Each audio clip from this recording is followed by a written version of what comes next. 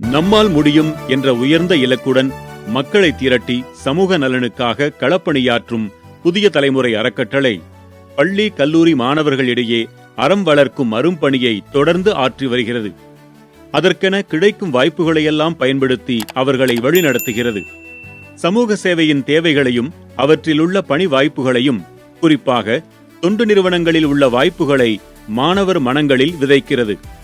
தொண்டையே பணி வாய்ப்பாகவும் அமைத்துக் கொள்ள முடியும் என்ற செய்தி மாணவர்கள் தாங்கள் தேர்ந்தெடுக்கவிருக்கும் கல்வித்துறை வாய்ப்புகளை விரித்து பார்க்க உதவுகிறது. அவ்வகையில் கடந்த 7/2/2026 அன்று வேல்ஸ் பல்கலைக்கழக வளாகத்தில் சிவாலயா அரங்கில் நவரசம் என்ற கருப்பொருளை கொண்டு மெலாஞ்ச் 2025-26 என்ற தலைப்பில் நடைபெற்ற நந்தம்பாக்கம் வேல்ஸ் குளோபல் பள்ளியின் ஆண்டு விழாவிலும் புதிய தலைமுறை அறக்கட்டளைக்கு வாய்ப்பு அமைந்தது. விழாவில் வேல்ஸ் குழும பள்ளிகளின் கல்விப்புல இயக்குனர் முனைவர் மீனாட்சி ரமேஷ், விஸ்மயம் நிறுவன இணை நிறுவனரும் பரிவாதினி அறக்கட்டளையின் அறங்காவலருமான சரவணன் சுவாமிநாதன் ஆகியோர் கலந்து கொண்டு சிறப்பித்தனர்.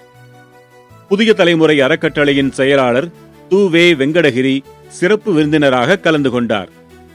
தமிழ்த்தாய் வாழ்த்தை அடுத்து தலைமை ஆசிரியரின் வரவேற்புரையோடு விழா தொடங்கியது. கலை நிகழ்ச்சிகள் தொடர்ந்தன. மாணவர்கள் தேர்ந்தெடுத்த ஒரு கலை நிகழ்வின் கரு அனைவரையும் ஈர்த்தது.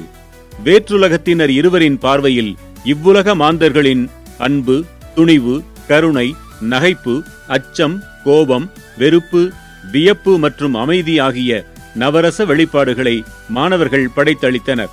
கல்வி, கடமை, கருணை ஆகியவற்றை வலியுறுத்திய நந்தம்பாக்கம் வேல்ஸ் குளோபல் பள்ளியின் ஆண்டு விழா மாணவர்கள், பெற்றோர்கள் என திரளானோர் கலந்து கொண்ட சிறப்பான விழாவாக நிறைவடைந்தது.